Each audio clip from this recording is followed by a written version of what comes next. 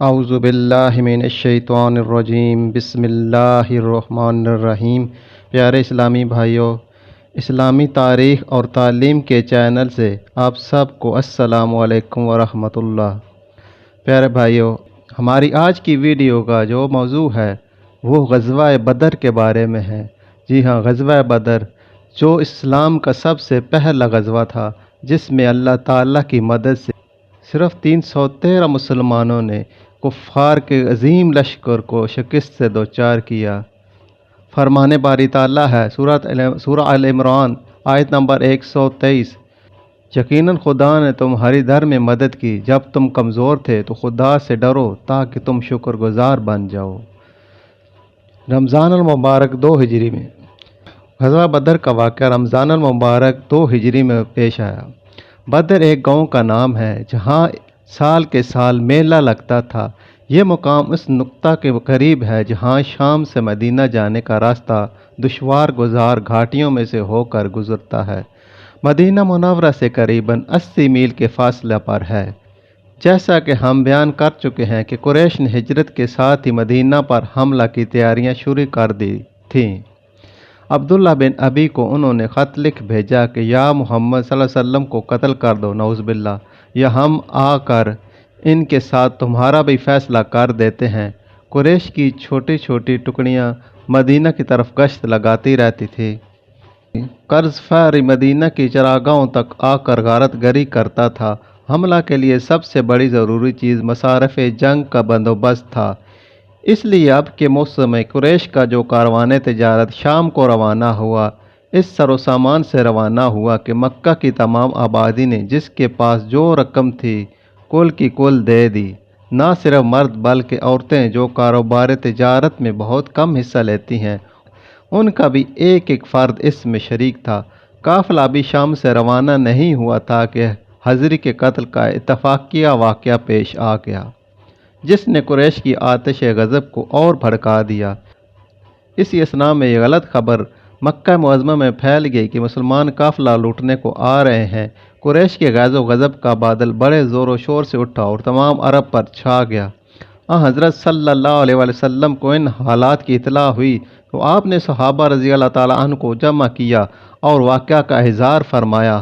حضرت ابوبکر رضی اللہ تعالیٰ عنہ وغیرہ نے جان نثارانہ تقریریں کی، لیکن رسول اللہ صلی اللہ علیہ وسلم انصار کی طرف دیکھتے تھے، کیونکہ انصار نے بیعت کے وقت صرف یہ اقرار کیا تھا کہ وہ اس وقت تلوار اٹھائیں گے جب دشمن مدینہ پر چڑھ آئیں۔ حضرت سعد رضی اللہ تعالیٰ عنہ بن عبادہ نے اٹھ کر کہا، کیا حضور کا اشارہ ہماری طرف ہے؟ اللہ کی قسم آپ فرمائیں تو ہم سمندر میں کود پڑیں۔ یہ صحیح مسلم کی روایت ہے۔ بخاری میں ہے کہ مقداد نے کہا کہ ہم موسیٰ علیہ السلام کی قوم کی طرح یہ نہ کہیں گے کہ آپ اور آپ کا اللہ جا کر لڑیں، ہم لوگ آپ کے دانے سے بائیں سے، ہم آپ کے دانے سے بائیں سے، سامنے سے پیچھے سے لڑیں گے۔ ان کی اس تقریر سے رسول اللہ صلی اللہ علیہ وسلم کا چہرہ دمک اٹھا۔ غرض 12 رمضان المبارک 2 ہجری کو آپ تقریباً 300 جانثاروں کے ساتھ شہر سے نکلے۔ 1 میل چل کر فوج کا جائزہ لیا۔ جو کم عمر تھے واپس کر دیے گئے کہ ایسے پرخطر موقع پر بچوں کا کام نہیں۔ عمیر رضی اللہ تعالیٰ عنہ بن ابی وقاص رضی اللہ تعالیٰ عنہ ایک کم سن بچہ تھے۔ جب ان سے واپسی کا کہا گیا تو رو پڑے۔ آخر حضرت صلی اللہ علیہ وسلم نے اجازت دے دی۔ عمیر کے بھائی سعد بن ابی وقاص رضی اللہ تعالیٰ عنہ نے کم سن سپاہی کے گلے میں تلوار حمائل۔ اب فوج کی کل تعداد 313 تھی، جس میں 60 مہاجر اور باقی انصار تھے۔ چونکہ غیبت کی حالت میں منافقین اور یہود کی طرف سے اطمینان نہ تھا، اس لیے ابو لبابہ بن عبد المنذر کو مدینہ کا حاکم مقرر فرمایا اور حکم دیا کہ مدینہ کو واپس جائیں۔ عالیہ مدینہ کی بلائی آبادی پر عاصم بن عدی کو مقرر فرمایا۔ ان انتظامات کے بعد آپ صلی اللہ علیہ وسلم بدر کی طرف بڑھے، جدھر سے اہل مکہ کی آمد کی خبر تھی۔ وہ خبر رساں بھی سیاح اور ردی کے آگے روانہ کر دیے گئے تھے کہ قریش کی نقل و حرکت کی خبر لائیں۔ روحا، منصرف، ذات، اجزال، معالات، اسیر سے گزرتے ہوئے 17 رمضان کو بدر کے قریب پہنچے۔ خبر رسانوں نے خبر دی کہ قریش وادی کے دوسرے سرے تک آ گئے ہیں۔ حضرت صلی اللہ علیہ وسلم یہیں رک گئے اور فوجیں اتر پڑیں۔ مکہ معظمہ سے قریش بڑے سر و سامان سے نکلے تھے۔ 1000 آدمی کی جمعیت تھی، 100 سواروں کا رسالہ تھا۔ رؤسائے قریش سب شریک تھے۔ ابو لہب مجبوری کی وجہ سے نہ آ سکا تھا، اس لیے اپنی طرف سے اس نے قائم مقام بھیج دیا تھا۔ رسد کا یہ انتظام تھا کہ امرائے قریش یعنی عباس بن مطلب، عتبہ بن ربیعہ، حارث بن عامر، تودر بن الحارث، ابو جہل، امیہ وغیرہ وغیرہ باری باری ہر روز 10 اونٹ ذبح کرتے اور لوگوں کو کھلاتے تھے۔ عتبہ بن ربیعہ جو قریش کا سب سے معزز رئیس تھا، فوج کا سپہ سالار تھا۔ قریش کو بدر کے قریب پہنچ کر جب معلوم ہوا کہ ابو سفیان کا قافلہ خطرہ کی زد سے نکل گیا ہے تو قبیلہ زہرہ اور عدی کے سرداروں نے کہا اب لڑنا ضروری نہیں، لیکن ابو جہل نے نہ مانا۔ زہرہ اور عدی کے وہ لوگ واپس چلے گئے، باقی فوجی آگے بڑھے۔ قریش چونکہ پہلے پہنچ چکے تھے، انہوں نے مناسب موقعوں پر قبضہ کر لیا تھا، بخلاف اس کے مسلمانوں کی طرف چشمہ یا کنواں تک نہ تھا۔ زمین ایسی ریتلی تھی کہ اونٹوں کے پاؤں ریت میں دھنس جاتے تھے۔ حضرت حباب منظر رضی اللہ عنہ نے حضرت صلی اللہ علیہ وسلم کی خدمت میں عرض کی کہ جو مقام انتخاب کیا گیا ہے وہ وحی کی روح سے ہے یا فوجی تدبیر ہے؟ ارشاد ہوا کہ وحی نہیں ہے۔ حضرت حباب رضی اللہ عنہ نے کہا تو بہتر ہوگا کہ آگے بڑھ کر چشمہ پر قبضہ کر لیا جائے اور آس پاس کے کنویں بیکار کر دیے جائیں۔ آپ صلی اللہ علیہ وسلم نے یہ رائے پسند فرمائی اور اسی پر عمل کیا۔ تائید ایزدی اور حسن اتفاق سے مینہ برس گیا، جس سے گرد جم گئی اور جا بجا پانی کو روک کر چھوٹے چھوٹے ہاؤس بنا لیے گئے کہ وضو اور غسل کا کام آئے۔ اس قدرتی احسان کا اللہ نے قرآن مجید میں بھی ذکر کیا ہے۔ ارشاد باری تعالیٰ ہے سورہ انفال، اور جب کہ اللہ نے آسمان سے پانی برسایا کہ تم کو پاک کرے۔ صدق اللہ العظیم۔ پانی پر اگرچہ قبضہ کر لیا گیا لیکن ساقی کوثر کا فیض عام تھا، اس لیے دشمنوں کو بھی پانی لینے کی عام اجازت تھی۔ یہ رات کا وقت تھا، تاہم صحابہ رضی اللہ تعالیٰ عنہ نے کمر کھول کھول کر رات بھر آرام کیا، لیکن صرف ایک ذات تھی، ذات نبوی صلی اللہ علیہ وسلم، جو صبح تک بیدار اور مصروف دعا رہی۔ صبح ہوئی تو لوگوں کو نماز کے لیے آواز دی، بعد نماز جہاد پر واز فرمایا۔ قریش جنگ کے لیے بےتاب تھے، تاہم کچھ نیک دل بھی تھے جن کے دل خون ریزی سے لرزتے تھے۔ ان میں حکیم بن حزام جو آگے چل کر اسلام لائے نے سردار فوج عتبہ سے جا کر کہا آپ چاہیں تو آج کا دن آپ کی نیک نامی کی ابدی یادگار رہ جائے۔ عتبہ نے کہا کیوں کر؟ حکیم نے کہا قریش کا جو مطالبہ ہے وہ صرف حضری کا خون ہے، وہ آپ کا حلیف تھا، آپ اس کا خون بہا ادا کر دیجئے۔ عتبہ نیک نفس آدمی تھا، اس نے نہایت خوشی سے منظور کیا، لیکن چونکہ ابو جہل کا اتفاق رائے ضروری تھا، پس حکیم عتبہ کا پیغام لے کر گئے۔ ابو جہل ترکش سے تیر نکال کر پھیلا رہا تھا۔ عتبہ کا پیغام سن کر بولا ہاں۔ عتبہ کی ہمت نے جواب دے دیا۔ عتبہ کے فرزند ابو حذیفہ رضی اللہ تعالیٰ عنہ اسلام لا چکے تھے اور اس معرکہ میں حضرت صلی اللہ علیہ وسلم کے ساتھ آئے تھے۔ اس بنا پر ابو جہل نے یہ بدگمانی کی کہ عتبہ اس لیے لڑائی سے جی چراتا ہے کہ اس کے بیٹے پر آنچ نہ آئے۔ ابو جہل نے حضری کے بھائی ابو عامر کو بلا کر کہا دیکھتے ہو تمہارا خون بہا تمہاری آنکھ کے سامنے آ کر نکلا جاتا ہے۔ عامر نے عرب کے دستور کے مطابق کپڑے پھاڑ ڈالے اور گرد اڑا کر واہ عمرہ کا نعرہ مارنا شروع کیا۔ اس واقعے نے تمام فوج میں آگ لگا دی۔ عتبہ نے ابو جہل کا طعنہ سنا تو غیرت سے سخت برہم ہوا اور کہا میدان جنگ بتا دے گا کہ نامردی کا داغ کون اٹھاتا ہے۔ یہ کہہ کر مغفر مانگا، لیکن اس کا سر اس قدر بڑا تھا کہ کوئی مغفر اس کے سر پر ٹھیک نہ اترا۔ مجبوراً سر سے کپڑا لپیٹا اور لڑائی کے ہتھیار سجائے۔ چونکہ حضرت صلی اللہ علیہ وسلم اپنے ہاتھ کو خون سے آلودہ کرنا پسند نہیں فرماتے تھے، صحابہ رضی اللہ تعالیٰ عنہ نے میدان کے کنارے ایک چھپر کا سائبان تیار کیا کہ آپ اس میں تشریف رکھیں۔ سعد رضی اللہ تعالیٰ عنہ بن معاذ دروازہ پر تیغ بکف کھڑے ہوئے کہ کوئی ادھر نہ بڑھنے پائے۔ اگرچہ بارگاہ الہی سے فتح و نصرت کا وعدہ ہو چکا تھا، عناصر عالم آمادہ مدد تھے، ملائکہ کی فوجیں ہم رکاب تھیں، تاہم عالم اسباب کے لحاظ سے آپ نے اصول جنگ کے مطابق فوجیں مرتب کیں۔ مہاجرین کا عالم معصب رضی اللہ تعالیٰ عنہ بن عمیر کو عنایت فرمایا، خزرج کے علم بردار حضرت حباب رضی اللہ تعالیٰ عنہ بن منظر اور اوس کے حضرت سعد رضی اللہ تعالیٰ بن معاذ مقرر ہوئے۔ صبح ہوتے ہوتے آپ نے صف آرائی شروع کی۔ دست مبارک میں ایک تیر تھا، اس کے اشارہ سے صفیں قائم کرتے تھے کہ کوئی شخص تل بھر آگے یا پیچھے نہ رہنے پائے۔ لڑائی میں شور و غل عام بات ہے، لیکن منع کر دیا گیا کہ کسی کے منہ سے آواز تک نہ نکلنے پائے۔ اس موقع پر بھی جبکہ دشمن کی عظیم الشان تعداد مقابل تھی، مسلمانوں کی طرف ایک آدمی بھی آ کر آگے بڑھ جاتا تو کچھ نہ کچھ مسرت ہوتی۔ حضرت صلی اللہ علیہ وسلم ہمتاً وفات ہے۔ حضرت حذیفہ رضی اللہ تعالیٰ عنہ بن الیمان اور حضرت حسین رضی اللہ تعالیٰ عنہ دو صحابی کہیں سے آ رہے تھے۔ راہ میں کفار نے روکا کہ محمد کی مدد کو جا رہے ہو۔ انہوں نے انکار کیا اور عدم شرکت کا وعدہ کیا۔ حضرت صلی اللہ علیہ وسلم کے پاس آئے تو صورتحال عرض کی، فرمایا ہم ہر حال میں وعدہ وفا کریں گے، ہم کو صرف اللہ کی مدد درکار ہے۔ اب دو صفیں آمنے سامنے مقابل تھیں، حق و باطل، نور و ظلمت، کفر و اسلام۔ ارشاد باری تعالیٰ سورہ آل عمران آیت نمبر 13۔ ترجمہ: جو لوگ باہم لڑے ان میں تمہارے لیے عبرت کی نشانیاں ہیں۔ ایک اللہ کی راہ میں لڑ رہا تھا، دوسرا منکر خدا تھا۔ صدق اللہ العظیم۔ یہ عجیب منظر تھا۔ اتنی بڑی وسیع دنیا میں توحید کی قسمت صرف چند جانوں پر منحصر تھی۔ صحیحین میں ہے کہ حضرت صلی اللہ علیہ وسلم پر سخت وضو کی حالت طاری تھی، دونوں ہاتھ پھیلا کر فرماتے تھے، خدایا تو نے مجھ سے جو وعدہ کیا ہے آج پورا کر۔ محویت اور بے خودی کے عالم میں چادر کندھے پر سے گر پڑتی تھی اور آپ کی خبر تک نہ ہوتی تھی، کہیں سجدہ میں گرتے تھے اور فرماتے تھے کہ خدایا اگر یہ چند نفوس آج مٹ گئے تو پھر قیامت تک تو نہ پوجا جائے گا۔ اس بے قراری پر بندگان خاص کو رکت آ گئی۔ حضرت ابوبکر رضی اللہ تعالیٰ عنہ نے عرض کی، حضور اللہ اپنا وعدہ وفا کرے گا آخر روحانی تسکین کے ساتھ۔ ارشاد باری تعالیٰ ہوا سورہ قمر آیت نمبر 3۔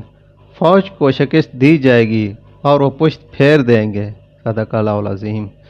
پڑھتے ہوئے لب مبارک فتح کی پیشن گوئی سے اشنا ہوئے۔ قریش کی فوجیں اب بالکل قریب آ گئیں، تاہم آپ نے صحابہ رضی اللہ عنہ کو پیش قدمی سے روکا اور فرمایا کہ جب دشمن پاس آ جائیں تو تیر سے روکو۔ یہ معرکہ ایثار اور جان بازی کا سب سے بڑا حیرت انگیز منظر تھا۔ دونوں فوجیں آمنے سامنے آئیں تو لوگوں کو نظر آیا کہ خود ان کے جگر کے ٹکڑے تلوار کے سامنے ہیں۔ حضرت ابوبکر رضی اللہ تعالی عنہ کے بیٹے جو اب تک کافر تھے میدان جنگ میں بڑھے تو حضرت ابوبکر رضی اللہ تعالیٰ عنہ تلوار کھینچ کر نکلے۔ عتبہ میدان میں آیا تو حضرت حذیفہ رضی اللہ تعالیٰ عنہ عتبہ کے فرزند تھے، ان کے مقابلہ کو نکلے۔ حضرت عمر رضی اللہ تعالیٰ عنہ کی تلوار ماموں کے خون سے رنگین تھی۔ لڑائی کا آغاز یوں ہوا کہ سب سے پہلے عامر حضری، جس کو بھائی کے خون کا دعویٰ تھا، آگے بڑھا۔ حضرت عمر کا غلام اس کے مقابلہ کو نکلا اور مارا گیا۔ عتبہ جو سردار لشکر تھا، ابو جہل کے طعنت سے سخت برہم تھا، سب سے پہلے وہی بھائی اور بیٹے کو لے کر میدان میں نکلا اور مبارز طلبی کی۔ عرب میں دستور تھا کہ نامور لوگ کوئی امتیازی نشان لگا کر میدان جنگ میں جاتے تھے۔ عتبہ کے سینہ پر شتر مرغ کے پر تھے۔ حضرت عوف رضی اللہ تعالیٰ عنہ، حضرت معاذ رضی اللہ تعالیٰ عنہ، حضرت عبداللہ رضی اللہ تعالیٰ عنہ بن رواحہ مقابلہ کو نکلے۔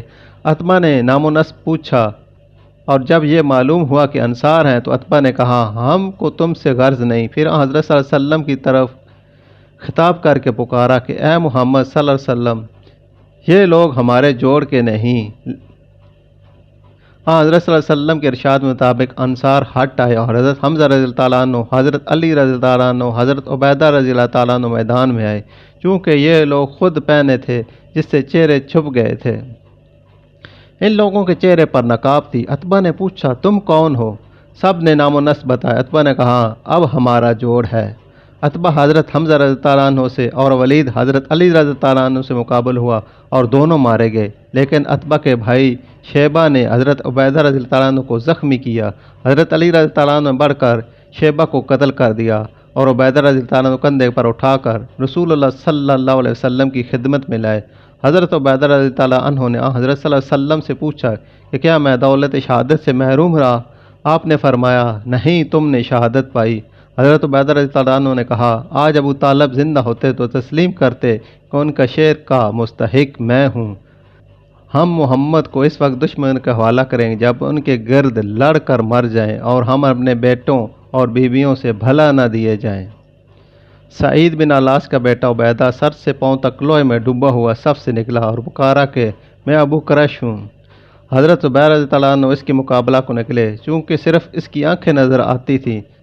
تاک کر آنکھ میں برچھی ماری، وہ زمین پر گرا اور مر گیا۔ برچھی اس طرح پیوست ہو گئی کہ حضرت عبیدہ رضی اللہ عنہ اس کی لاش پر پاؤں اڑا کر کھینچا تو بڑی مشکل سے نکلی، لیکن دونوں سرے خم ہو گئے۔ یہ برچھی یادگار رہی، یعنی حضرت زبیر رضی اللہ تعالیٰ عنہ سے حضرت صلی اللہ علیہ وسلم نے مانگ لی، پھر چاروں خلفاء کے پاس منتقل ہوتی رہی، پھر حضرت عبداللہ بن زبیر رضی اللہ تعالیٰ عنہ کے پاس آئی۔ حضرت زبیر رضی اللہ تعالیٰ عنہ نے اس موقع میں کئی کاری زخم اٹھائے۔ شانہ پر جو زخم تھا اتنا گہرا تھا کہ اچھے ہو جانے پر اس میں انگلی چلی جاتی تھی۔ چنانچہ ان کے بیٹے عروہ بچپن میں ان زخموں سے کھیلا کرتے تھے۔ جس تلوار سے لڑتے وہ لڑتے لڑتے گر گئی تھی۔ چنانچہ جب عبداللہ بن زبیر رضی اللہ تعالیٰ عنہ شہید ہوئے تو عبد الملک نے عروہ سے کہا کہ تم زبیر کی تلوار پہچان لو گے؟ انہوں نے کہا ہاں۔ عبد الملک نے پوچھا کیوں کر؟ بولے کہ بدر کے معرکہ میں ان میں دندانے پڑ گئے تھے۔ عبد الملک نے تصدیق کی کہ یہ مصرع پڑھا۔ عبد الملک نے تلوار عروہ کو دے دی۔ عبد الملک نے تلوار عروہ کو دے دی۔ انہوں نے اس کی قیمت لگوائی تو 3000 ٹھہری۔ اس کے قبضہ پر چاندی کا کام تھا۔ اب عام حملہ شروع ہو گیا۔ مشرکین اپنے بل بوتے پر لڑ رہے تھے، لیکن ادھر سرور عالم صلی اللہ علیہ وسلم سر بسجدہ صرف اللہ کی قوت کا سہارا ڈھونڈ رہے تھے۔ ابو جہل کی شرارت اور دشمنی اسلام کا عام چرچا تھا۔ اس بنا پر انصار میں معوذ رضی اللہ تعالیٰ عنہ اور معاذ رضی اللہ عنہ دو بھائیوں نے عہد کیا تھا کہ دونوں بھائیوں نے عہد کیا تھا کہ یہ شکی جہان نظر آ جائے گا، یا اس کو مٹا دیں گے یا خود مٹ جائیں گے۔ حضرت عبد الرحمن رضی اللہ تعالیٰ عنہ بن عوف کا بیان ہے کہ میں صف میں تھا کہ دفتن مجھ کو دانے بائیں دو نوجوان نظر آئے۔ ایک نے مجھ سے کان میں پوچھا کہ ابو جہل کہاں ہے؟ میں نے کہا برادرزادے ابو جہل کو پوچھ کر کیا کرے گا؟ بولا کہ میں نے اللہ سے عہد کیا کہ ابو جہل کو جہاں دیکھ لوں گا یا اسے قتل کر دوں گا یا خود لڑ کر مارا جاؤں گا۔ میں جواب نہیں دینے پایا تھا کہ دوسرے نوجوان نے بھی مجھ سے کانوں میں یہی باتیں کہی۔ میں نے دونوں کو اشارے سے بتایا کہ ابو جہل وہ ہے۔ بتانا تھا کہ دونوں باز کی طرح جھپٹے اور ابو جہل خاک پر تھا۔ یہ دونوں جوان معوذ اور معاذ افرا کے بیٹے تھے۔ ابو جہل کے بیٹے اکرمہ نے عقبہ سے آ کر معاذ کے بائیں شانہ پر تلوار ماری، جس سے بازو کٹ گیا، لیکن تسمہ باقی لگا رہا۔ معاذ نے اکرمہ کا تعاقب کیا، وہ بچ کر نکل گیا۔ معاذ رضی اللہ عنہ اسی حالت میں لڑ رہے تھے، لیکن ہاتھ کے لٹکنے سے زحمت ہوتی تھی۔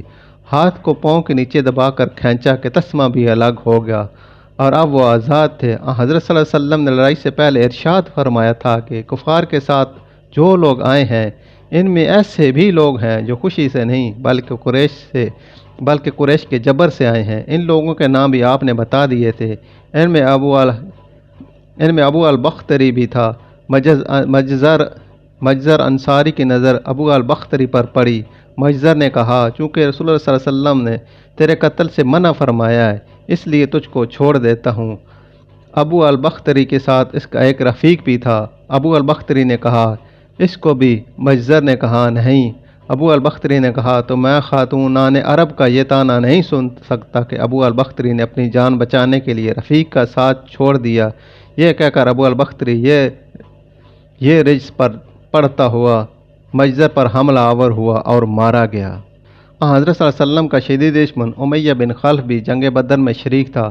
حضرت عبد الرحمن رضی اللہ تعالی عنہ بن عوف نے اس سے کسی زمانے میں معاہدہ کیا تھا کہ وہ مدینہ میں آئے گا تو یہ اس کی جان کے ضامن ہوں گے۔ بدر میں اس دشمن خدا سے انتقام لینے کا خوب موقع تھا، لیکن عہد کی پابندی اسلام کا شعار ہے۔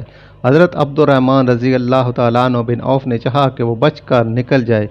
اس کو لے کر ایک پہاڑ پر چلے گئے۔ اتفاق یہ کہ حضرت بلال رضی اللہ تعالیٰ عنہ نے دیکھ لیا۔ انصار کو خبر کر دی۔ دفعتاً لوگ ٹوٹ پڑے، انہوں نے امیہ کے بیٹے کو آگے کر دیا، لوگوں نے اس کو قتل کر دیا، لیکن اس پر بھی قناعت نہ کی اور امیہ کی طرف بڑھے۔ انہوں نے امیہ سے کہا کہ تم زمین پر لیٹ جاؤ۔ یہ لیٹ گیا تو اس پر چھا گئے کہ لوگ اس کو مارنے نہ پائیں، لیکن لوگوں نے اس کی ٹانگوں کے اندر سے ہاتھ ڈال کر اس کو قتل کر دیا۔ حضرت عبد الرحمن رضی اللہ تعالیٰ عنہ کی بھی ایک ٹانگ زخمی ہوئی اور زخم کا نشان مدتوں تک قائم رہا۔ ابو جہل اور اتباع وغیرہ کے قتل کے بعد قریش نے سپر ڈال دی اور مسلمانوں نے ان کو گرفتار کرنا شروع کر دیا۔ حضرت عباس رضی اللہ تعالیٰ عنہ، حضرت عقیل رضی اللہ تعالیٰ عنہ، حضرت علی رضی اللہ تعالیٰ عنہ کے بھائی نوفل، اسود بن عامر، عبداللہ بن زمعہ اور بہت بڑے بڑے معزز لوگ گرفتار ہوئے۔ حضرت صلی اللہ علیہ وسلم نے حکم دیا کہ کوئی شخص جا کر خبر لائے ابو جہل کا کیا انجام ہوا۔ حضرت عبداللہ رضی اللہ تعالیٰ عنہ بن مسعود نے جا کر لاشوں میں دیکھا تو زخمی پڑا ہوا دم توڑ رہا تھا۔ بولے تو ابو جہل ہے؟ اس نے کہا ایک شخص کو اس کی قوم نے قتل کر دیا تو یہ فخر کی کیا بات ہے۔ ابو جہل نے ایک دفعہ ان کو تھپڑ مارا تھا، انہوں نے اس کے انتقام پر اس کی گردن پر پاؤں رکھا۔ ابو جہل نے کہا او بکری چرانے والے، دیکھ تو کہاں پاؤں رکھتا ہے۔ حضرت عبداللہ رضی اللہ عنہ بن مسعود اس کا سر کاٹ لائے اور حضرت صلی اللہ علیہ وسلم کے قدموں پر ڈال دیا۔ مغربی مورخین کو جن کے نزدیک عالم اسباب میں جو کچھ ہے صرف اسباب ظاہری کے نتائج ہیں، حیرت ہے کہ 300 پیدل آدمیوں نے 1000 جن میں 100 سواروں کا رسالہ تھا کیوں کر فتح پائی، لیکن تائید آسمانی نے بارہا ایسے حیرت انگیز مناظر دکھائے ہیں۔ تاہم اس واقعہ میں ظاہر بینوں کے اطمینان کے سامان بھی موجود ہیں۔ اول تو قریش میں باہم اتفاق نہ تھا، اتبا سردار لشکر لڑنے پر راضی نہ تھا، قبیلہ زہرہ کے لوگ بدر تک آ کر واپس چلے گئے۔ پانی برسنے سے موقع جنگ کی یہ حالت ہو گئی تھی کہ قریش جہاں صف آرا تھے وہاں کیچڑ اور دلدل کی وجہ سے چلنا پھرنا مشکل تھا۔ قریش مرعوب ہو کر اسلامی فوج کا تخمینہ غلط کر رہے تھے، لیکن اپنی تعداد سے 2 گنا، چنانچہ قرآن مجید میں ہے سورہ ال عمران آیت نمبر 2، وہ اپنی آنکھوں سے مسلمانوں کو اپنے آپ سے دوگنا دیکھ رہے تھے۔ کفار کی فوج میں کوئی ترتیب اور صف بندی نہ تھی، بخلاف اس کے حضرت صلی اللہ علیہ وسلم نے خود دست مبارک میں تیر لے کر نہایت ترتیب سے صفیں درست کی تھیں۔ مسلمان رات کو اطمینان سے سوئے، صبح اٹھے تو تازہ دم تھے، برخلاف اس کے کفار بے اطمینانی کی وجہ سے رات کو سو نہ سکے تھے۔ تاہم یہ اسباب ہیں، ان کا اجتماع اور تہیہ یہی تائید الہی ہے۔ پھر قریش اور مسلمانوں کی فوج کا باہم مقابلہ تو نظر آئے گا کہ عام فوجی نظر کیا مسلمانوں کی فتح کی مقتضی تھی۔ قریش کی فوج میں بڑے بڑے دولت مند تھے جو تنہا تمام فوج کا رست کا سامان کرتے تھے۔ مسلمانوں کے پاس کچھ نہ تھا۔ قریش کی تعداد 1000 تھی، مسلمان صرف 300 تھے۔ قریش میں سوار تھے، مسلمانوں کی فوج میں صرف 2 گھوڑے تھے۔ مسلمانوں میں بہت کم سپاہی تمام ہتھیاروں سے لیس تھے اور عدد قریش کا ہر سپاہی لوہے میں غرق تھا۔ بائی ہمہ خاتمہ جنگ پر معلوم ہوا کہ مسلمانوں میں صرف 14 شخصوں نے شہادت پائی، جن میں 6 مہاجر اور باقی انصار تھے، لیکن دوسری طرف قریش کی اصلی طاقت ٹوٹ گئی۔ رؤسائے قریش جو شجاعت میں نامور اور قبائل کے سپہ سالار تھے ایک ایک کر کے مارے گئے۔ ان میں شیبہ، عتبہ، ابو جہل، ابو البختری، زمعہ بن الاسود، عاص بن ہشام، امید بن خلف، منبع بن الحجاج قریش کے سرتاج تھے۔ قریباً 70 آدمی قتل اور اسی قدر گرفتار ہوئے۔ اسیرانہ جنگ میں سے عقبہ اور نضر بن حارث قتل کر دیے گئے، باقی گرفتار ہو کر مدینہ آئے۔ ان میں حضرت عباس رضی اللہ عنہ، حضرت عقیل، حضرت علی رضی اللہ عنہ کے بھائی ابو الاس رضی اللہ عنہ، حضرت صلی اللہ علیہ وسلم کے داماد بھی تھے۔ لڑائیوں میں حضرت صلی اللہ علیہ وسلم کا معمول تھا کہ جہاں کوئی لاش نظر آتی تھی آپ اس کو زمین میں دفن کرا دیتے، لیکن اس موقع پر کشتوں کی تعداد زیادہ تھی، اس لیے ایک ایک کا الگ الگ دفن کرانا مشکل تھا۔ ایک وسیع کنواں تھا، تمام لاشیں آپ نے اس میں ڈلوا دیں، لیکن امیہ کی لاش پھول کر اس قابل نہیں رہی تھی کہ جگہ سے ہٹائی جائے، اس لیے وہیں خاک میں دبا دی گئی۔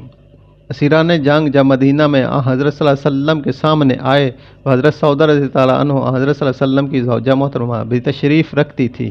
ان قیدیوں میں ان کے حزیز سہیل بن عمرو بھی تھے۔ ان پر نگاہ پڑی تو بے ساختہ بول اٹھیں، تم نے عورتوں کی طرح خود بیڑیاں پہن لیں، یہ نہ ہو سکا کہ لڑ کر مر جاتے۔ اسیران جنگ دو دو چار چار صحابوں کو تقسیم کر دیے گئے اور ارشاد ہوا کہ آرام کے ساتھ رکھے جائیں۔ صحابہ رضی اللہ تعالیٰ عنہ نے ان کے ساتھ یہ برتاؤ کیا کہ ان کو کھانا کھلاتے تھے اور خود کھجور کھا کر رہ جاتے تھے۔ ان قیدیوں میں ابو عزیز بھی تھے جو حضرت مصعب بن عمیر رضی اللہ تعالیٰ عنہ کے بھائی تھے۔ ان کا بیان ہے کہ مجھ کو جن انصاریوں نے اپنے گھر میں قید کر رکھا تھا، جب صبح یا شام کا کھانا لاتے تو روٹی میرے سامنے رکھ دیتے اور خود کھجوریں اٹھا لیتے۔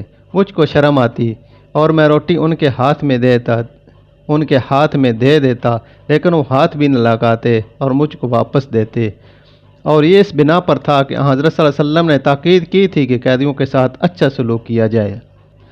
قیدیوں میں ایک شخص سہیل بن عمرو تھا جو نہایت فصیح اللسان تھا اور عام مجمع میں حضرت صلی اللہ علیہ وسلم کے خلاف تقریریں کیا کرتا تھا۔ حضرت عمر رضی اللہ عنہ نے کہا، یا رسول اللہ، اس کے 2 نچلے دانت اکھڑوا دیجئے کہ پھر اچھا نہ بول سکے۔ حضرت صلی اللہ علیہ وسلم نے فرمایا، اگر میں اس کی عضو بگاڑ دوں گا تو گو نبی ہوں، لیکن اللہ اس کی جزا میں میرے اعضاء بھی بگاڑ دے گا۔ اسیران جنگ کے پاس کپڑے نہ تھے، حضرت صلی اللہ علیہ وسلم نے سب کو کپڑے دلوائے۔ حضرت عباس رضی اللہ عنہ کے بدن پر کرتا نہ تھا، لیکن حضرت عباس رضی اللہ عنہ کا قد اس قدر اونچا تھا کہ کسی کا کرتا ان کے بدن پر ٹھیک نہیں اترتا تھا۔ عبداللہ بن ابی رئیس المنافقین نے کہا کہ حضرت عباس رضی اللہ عنہ کا ہم قد تھا، اپنا کرتا منگوا کر دیا۔ صحیح بخاری میں ہے کہ حضرت صلی اللہ علیہ وسلم نے عبداللہ کے کفن کے لیے جو اپنا کرتا عنایت فرمایا تھا وہ اسی احسان کا معاوضہ تھا۔ عام روایت ہے کہ حضرت صلی اللہ علیہ وسلم نے مدینہ میں آ کر صحابہ سے مشورہ کیا کہ اسیران جنگ کے معاملہ میں کیا کیا جائے۔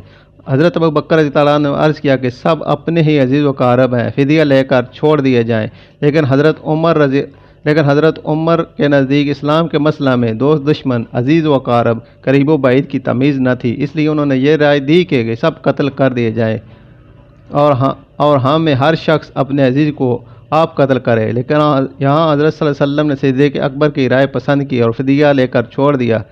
اس پر اللہ کا عتاب آیا اور یہ آیت اتری۔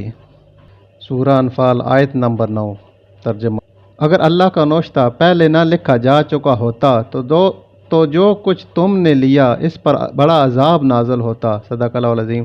حضرت صلی اللہ علیہ وسلم اور حضرت ابو بکر رضی اللہ عنہ یہ عتاب ربانی سن کر رو پڑے۔ یہ روایت تمام تاریخوں مذکور اور حدیث میں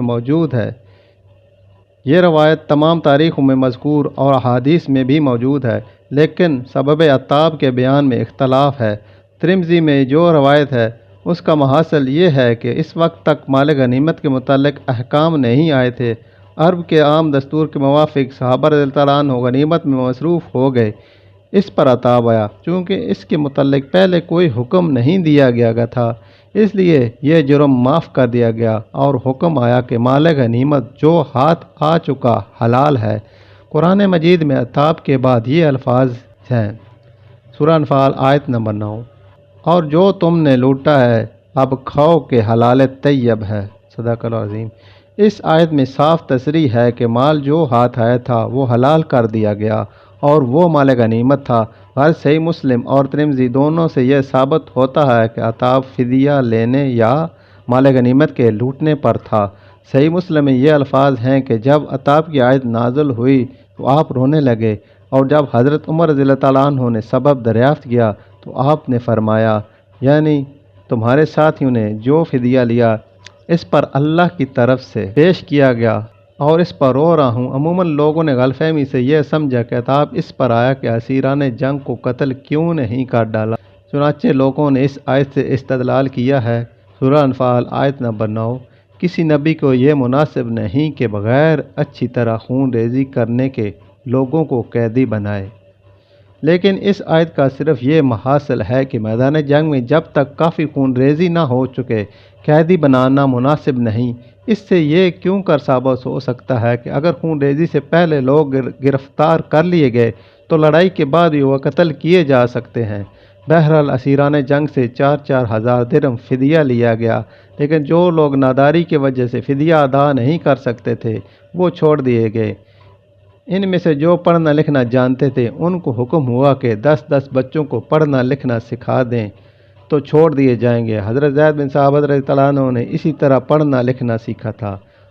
انصار نے حضرت صلی اللہ علیہ وسلم کی خدمت میں عرض کی کہ حضرت عباس رضی اللہ عنہ ہمارے بھانجے ہیں، ہم ان کا فدیہ چھوڑ دیتے ہیں، لیکن حضرت صلی اللہ علیہ وسلم نے مساوات کی بنا پر گوارا نہیں فرمایا اور ان کو بھی فدیہ ادا کرنا پڑا۔ فدیہ کی عام مقدار 4,000 درہم تھی، لیکن امراء سے زیادہ لیا گیا۔ حضرت عباس رضی اللہ عنہ دولت مند تھے، اس لیے ان سے بھی زیادہ رقم وصول کی گئی۔ انہوں نے حضرت صلی اللہ علیہ وسلم سے شکایت کی، لیکن ان کو کیا معلوم تھا کہ اسلام نے جو مساوات قائم کی اس میں قریب و بعید، عزیز و بیگانہ، عام و خاص کے تمام تفرقے مٹ چکے تھے۔ لیکن ایک طرف تو ادائے فرض کی یہ مساوات تھی، دوسری طرف محبت کا یہ تقاضا تھا کہ حضرت عباس رضی اللہ عنہ کی قرأ سن کر رات کو آپ آرام نہ فرما سکے۔ لوگوں نے ان کی گرہ کھولی تو آپ نے آرام فرمایا۔ حضرت صلی اللہ علیہ وسلم کے داماد ابو الاس بھی اسیران جنگ میں آئے تھے، ان کے پاس فدیہ کی رقم نہ تھی۔ حضرت صلی اللہ علیہ وسلم کی صاحبزادی زینب رضی اللہ عنہ کو، جو ان کی زوجہ تھیں اور مکہ میں تھیں، کہلا بھیجا کہ فدیہ کی رقم بھیج دیں۔ حضرت زینب رضی اللہ عنہ کا جب نکاح ہوا تھا تو حضرت خدیجہ رضی اللہ عنہا نے جہیز میں ان کا ایک قیمتی ہار دیا تھا۔ حضرت زینب رضی اللہ عنہا نے زر فدیہ کے ساتھ وہ ہار بھی گلے سے اتار کر بھیج دیا۔ حضرت صلی اللہ علیہ وسلم نے دیکھا تو 25 برس کا محبت انگیز واقعہ یاد آ گیا۔ آپ بے اختیار رو پڑے اور صحابہ سے فرمایا، تمہاری مرضی ہو تو بیٹی کو ماں کی یادگار واپس کر دو۔ سب نے تسلیم کی، گردنیں جھکا دیں اور ہار واپس کر دیا۔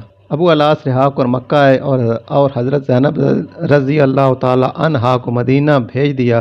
ابو الاس بہت بڑے تاجر تھے۔ چند سال کے بعد بڑے سر و سامان سے شام کی تجارت سے لے کر نکلے۔ واپسی میں مسلمان دستوں نے ان کو تمام مال و اسباب گرفتار کر لیا۔ اسباب ایک ایک سپاہی پر تقسیم ہو گیا۔ یہ چھپ کر حضرت زینب رضی اللہ عنہا کے پاس پہنچے، انہوں نے پناہ دی۔ حضرت صلی اللہ علیہ وسلم نے لوگوں سے فرمایا کہ اگر مناسب سمجھو تو ابو الاس کا اسباب واپس کر دو۔ پھر تسلیم کی گردنیں جھک گئیں اور سپاہیوں نے ایک ایک دھاگا تک لا کر واپس کر دیا۔ اب یہ وار ایسا نہ تھا جو خالی جاتا۔ ابو الاس مکہ آئے اور تمام شرکاء کو اسحاب سمجھا کر دولت اسلام سے فائز ہوئے اور کہہ دیا کہ میں اس لیے یہاں آ کر اور اسحاب سمجھا کر جاتا ہوں تاکہ یہ نہ کہو کہ ابو الاس رضی اللہ عنہ ہمارا روپیہ کھا کر تقاضے کے ڈر سے مسلمان ہو گیا۔ بدر کی خبر مکہ میں پہنچی تو گھر گھر ماتم تھا، لیکن غیرت کی وجہ سے قریش نے منادی کرا دی کہ کوئی شخص رونے نہ پائے۔ اس لڑائی میں اسود کے 3 لڑکے مارے گئے۔ اس کا دل امنڈ آتا، لیکن قومی عزت کے خیال سے رو نہیں سکتا تھا۔ اتفاق یہ کہ ایک دن کسی طرف سے رونے کی آواز آئی، سمجھا کہ قریش نے رونے کی اجازت دے دی ہے۔ نوکر سے کہا، دیکھنا کون روتا ہے، کیا رونے کی اجازت ہو گئی؟ پھر سینہ میں آگ لگ رہی تھی، جی کھول کر رو لوں تو تسکین ہو جائے۔ آدمی نے آ کر کہا، ایک عورت کا اونٹ گم ہو گیا ہے، اس کے لیے رو رہی ہے۔ اسود کی زبان سے بے اختیار یہ شعر نکلے، اونٹ کے گم ہونے پر روتی ہے اور اس کو نیند نہیں آتی۔ مت رو بدر پر آنسو بہا جہاں، قسمت نے کمی کی تجھ کو رونا ہے۔ تو عقیل پر رو اور حارث پر رو، جو شعروں کا شعر تھا۔ عمیر بن وہب قریش میں اسلام کا سخت دشمن تھا۔ وہ اور صفوان بن امیہ حجر میں بیٹھے ہوئے مقتولین بدر کا ماتم کر رہے تھے۔ صفوان نے کہا، اللہ کی قسم اب جینے کا مزہ نہیں۔ عمیر نے کہا، سچ کہتے ہو، اگر مجھ پر قرض نہ ہوتا اور بچوں کا خیال نہ ہوتا تو میں سوار ہو کر جاتا اور محمد صلی اللہ علیہ وسلم کو قتل کراتا۔ نعوذ باللہ، میرا بیٹا بھی وہاں قید ہے۔ صفوان نے کہا، تم قرض کی اور بچوں کی فکر نہ کرو، ان کا میں ذمہ دار ہوں۔ عمیر نے گھر آ کر تلوار زہر میں بجھائی اور مدینہ پہنچا۔ حضرت عمر رضی اللہ عنہ نے اس کے تیور دیکھ لیے، گلہ دبائے اس کو حضرت صلی اللہ علیہ وسلم کی خدمت میں لائے۔ آپ نے فرمایا، عمر چھوڑ دو، عمیر قریب آ جاؤ۔ پوچھا، کس ارادے سے آئے؟ جواب دیا کہ بیٹوں کو چھڑانے آیا ہوں۔ فرمایا پھر تلوار کیوں حمائل ہے؟ عمیر نے کہا، آخر تلواریں بدر میں کس کام آئیں؟ فرمایا، کیوں نہیں، تم نے اور صفوان نے حجر میں بیٹھ کر میرے قتل کی سازش نہیں کی؟ عمیر آپ صلی اللہ علیہ وسلم کی بات سن کر سناٹے میں آ گیا، بے اختیار ہو کر بولا، محمد صلی اللہ علیہ وسلم، بے شک تم پیغمبر ہو، واللہ میرے اور صفوان کے سوا اس معاملہ کی کسی کو خبر نہ تھی۔ قریش جو حضرت صلی اللہ علیہ وسلم کے قتل کی خبر سننے کے منتظر تھے، انہوں نے عمیر کے مسلمان ہونے کی خبر سنی۔ حضرت عمیر مسلمان ہو کر بہادرانہ مکہ میں آئے، جہاں کا ہر ذرہ اس وقت مسلمانوں کے خون کا پیاسا تھا۔ ان کو اسلام کے دوستوں سے جس شدت کے ساتھ آوت تھی، اسی شدت سے وہ آپ دشمنان اسلام کے دشمن تھے۔ یہاں پہنچ کر انہوں نے اسلام کی دعوت کو پھیلایا اور ایک مجمع کثیر کو اس روشنی سے منور کر دیا۔ غزوہ بدر کا بیان قرآن کریم میں اس طرح آتا ہے۔ اس غزوہ کو دیگر غزوات پر جو امتیازات حاصل ہیں، ان میں ایک یہ بھی ہے کہ خود اللہ نے اپنے کلام پاک میں اس کا مفصل ذکر کیا ہے، اور ایک خاص سورہ انفال کو بدر کے احسانات و نعم کی تفصیل اور بعض مسائل متعلقہ بدر کی توضیح کے لیے مخصوص کر دیا ہے۔ واقعہ کی اصل حقیقت جاننے کے لیے آسمان کے نیچے اس سے زیادہ کوئی صحیح ماخذ موجود نہیں ہے۔ سورہ انفال آیت نمبر 2 تا 19۔ ترجمہ: مومن وہ ہیں کہ جب اللہ کا نام لیا جائے تو ان کے دل دہل جائیں، اور جب اس کی آیتیں پڑھ کر سنائی جائیں تو ان کا ایمان بڑھ جاتا ہے، اور وہ اپنے اللہ پر بھروسہ کرتے ہیں، جو نماز پابندی پڑھتے ہیں، اور اللہ نے جو ان کو روزی دی ہے اس سے راہ خدا میں بھی کچھ دیتے ہیں۔ یہ ہیں سچے مومن، ان کے لیے اللہ کے پاس رتبے ہیں، بخشش ہے اور اچھی روزی ہے۔ جس طرح اے پیغمبر تیرا اللہ تجھ کو حق پر تیرے گھر سے بدر تک نکال آیا، حالانکہ مسلمانوں کا ایک گروہ اس سے ناخوش تھا، وہ تجھ سے حق ظاہر ہوئے پیچھے جگڑتا ہے، گویا کہ موت کی طرف ہنکائے جا رہے ہیں، اور وہ موت کو دیکھ رہے ہیں۔ اور جب اللہ تم سے قریش کے قافلہ اور قریش کی فوج میں سے ایک کا وعدہ کرتا ہے کہ وہ تمہارے لیے ہے، تم چاہتے ہو کہ بے خرشہ والا گروہ تم کو مل جائے، یعنی قافلہ، اور اللہ یہ چاہتا ہے کہ حق کو اپنے حکم سے ثابت کرے اور باطل کو مٹائے۔ گنہگار اس سے رنجیدہ ہوں۔ یاد کرو جب تم اپنے پروردگار سے فریاد کر رہے تھے، اس نے تمہاری سنی اور کہا میں تمہاری لگاتار 1000 فرشتوں سے مدد کروں گا۔ اللہ نے یہ صرف مسلمانوں کی خوشی اور اطمینان قلب کے لیے کہا، اور فتح تو صرف اللہ کے پاس ہے، اللہ غالب و دانا ہے۔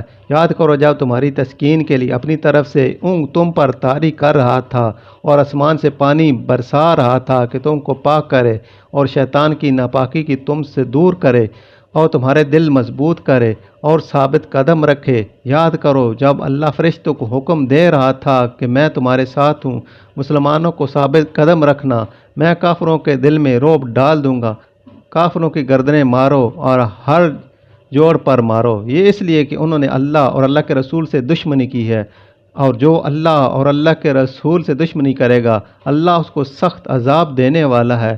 یہ ہے عذاب، اس کا مزہ چکھو۔ کافروں کے لیے عذاب دوزخ ہے۔ مسلمانوں جب میدان جنگ میں کافروں کے مقابلے لاؤ تو پشت نہ پھیرو اور بجز اس لیے کہ لڑنے کے لیے مڑے یا کسی دستہ کی طرف پھرے۔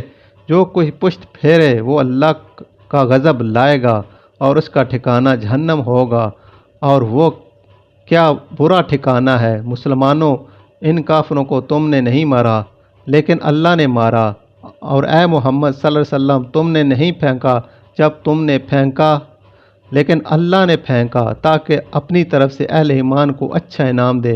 اللہ دانا اور بینا ہے اور کافروں کے دو پیچ کو کمزور کرنے والا ہے۔ اگر فتح چاہتے تھے تو فتح آ چکی، اب اگر رک جاؤ تو بہتر ہے، اور اگر تم پھر مخالفت پر آمادہ ہوگے تو پھر ہم مسلمانوں کی مدد کریں گے۔